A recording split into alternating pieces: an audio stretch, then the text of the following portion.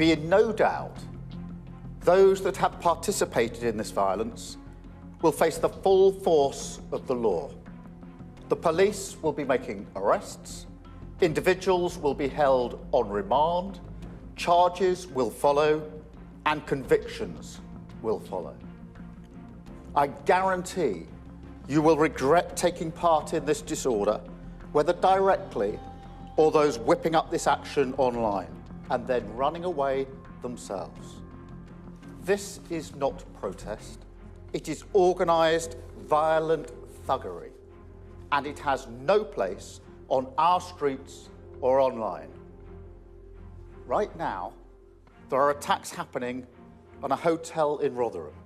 Isn't it obvious that Brexit had to end?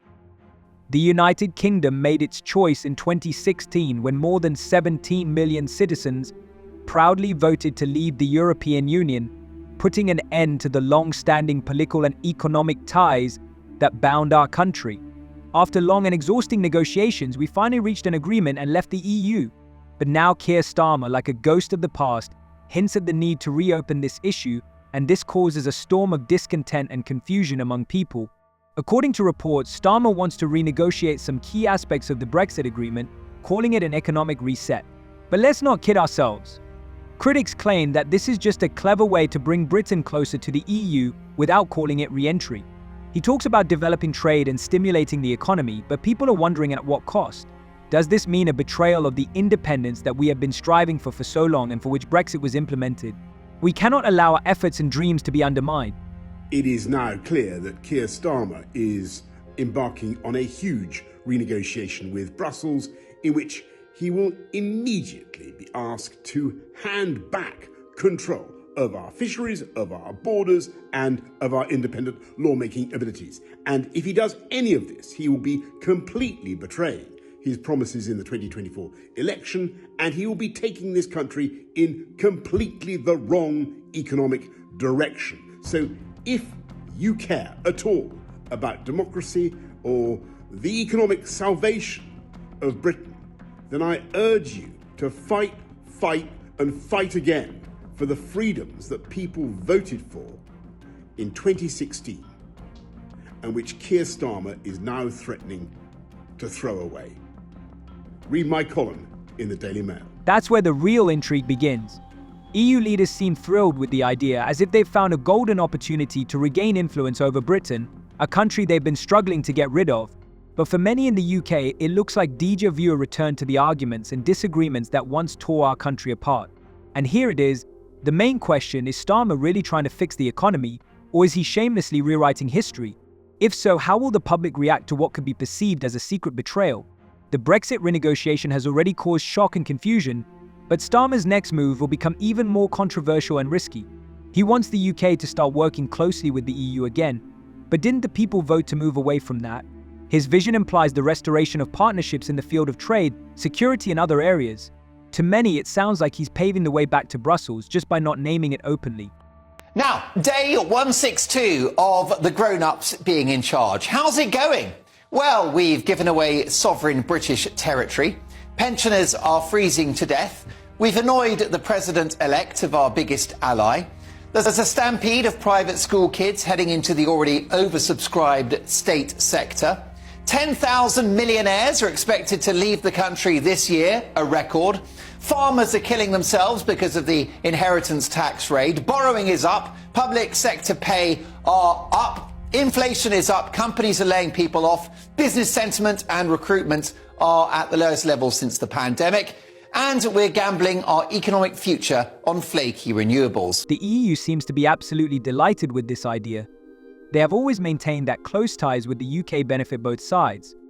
But isn't there a good reason why Britain decided to act on its own?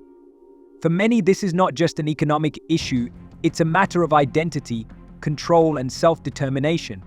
If Starmer tries to act as a peacemaker between the two sides, he risks crossing a fine line, and this could turn into a disaster. The public remains perplexed. Is this cooperation really in the national interest? Or is it the first step towards the complete abolition of Brexit? Starmer's plans for an economic reset look bold, but for whom exactly is he implementing them? Many people are sure that this is not for those who voted to leave the EU. In 2016, the public clearly expressed their desire, and now they feel like they are being ignored. Starmer's new approach seems to be heading in exactly the opposite direction, rekindling discontent and anger across the country. This is not the first time that Starmer has been accused of ignoring public opinion. His critics claim that he cares more about pleasing EU leaders than respecting the will of the British people. They argue that his reset plan puts the interests of the elite above everyday concerns such as work, housing, and living expenses. Meanwhile, the Prime Minister doesn't own any of his own clothes. Oh, and news today that the economy shrank again this month by 0.1%. What a treat to have those grown-ups back in charge. Now, the economic figures are extraordinary. Earlier in the year, growth was 0.7% under the evil Tories, who crashed the economy apparently. And that growth is now 0.1%, and we are flirting with recession. But you know what? I actually don't mind. I'm not bothered by the fact that Britain has descended into a socialist doom loop of ever higher taxes, higher borrowing and lower growth. Because Britain has got its first woman chancellor. That's the real problem. Starmer says his plan will strengthen the economy, but what about those who feel ignored and forgotten? Brexit was not just about leaving the EU, it was a powerful and bold statement against politicians who seemed to be detached from reality and pointing out what was best for the people. Starmer's reboot risks reopening old wounds in a country that is still suffering from the effects of the Brexit vote. Why does this cause such anxiety and concern? If this plan is implemented, it may lead not only to political disagreements but also to a powerful negative reaction that may fall on the government. After all, how far can leaders go before people feel that their voices no longer matter? The question is whether Starmer will listen to the people before it's too late, and whether a new wave of discontent will begin. And if that wasn't enough to spark a heated debate, Angela Rayner's ambitious housing commitments are becoming a real storm in a glass of water. Rayner has promised to build 1.5 million new homes in the UK. It sounds tempting on paper, but what is the reality? How will this affect those who are already suffering from housing shortages? Is this really just another promise that won't be fulfilled? To me, she's got rid of the men's urinals in the Treasury and hung up women's art. That is the real change Britain needs. The one chink of light from this Labour government could be their efforts to build 1.5 million homes before the next election, as announced by Sharon Stone tribute act Angela Rayner.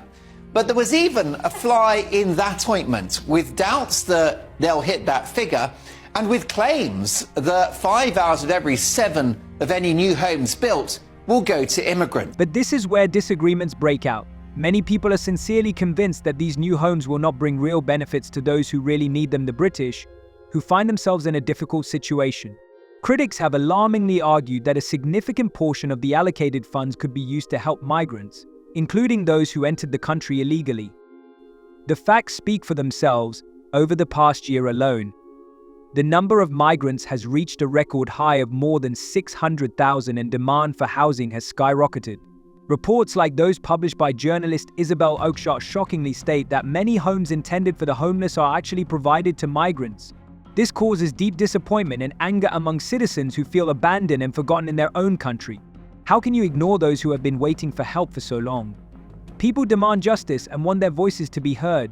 Today, Keir Starmer's government broke with convention in a way no other government has done before.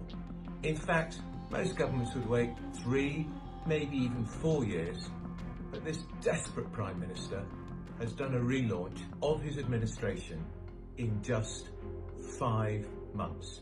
Extraordinary. Let me take you back a few months in time. Back to March 2023, when everybody assumed Labour were heading for a landslide election victory, and a bold, brave Keir Starmer announced 5 mission statements. One of them was to ensure that a Starmer government would make the British economy the fastest growing in the G7. Well, that went well. We're just about one of the slowest.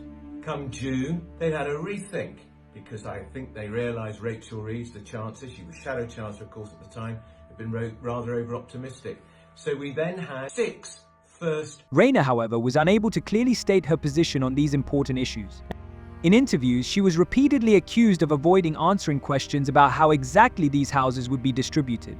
Critics have worryingly argued that the Labour Party's policies do not reflect the real conditions faced by many British families, especially when housing listings are already overwhelmed.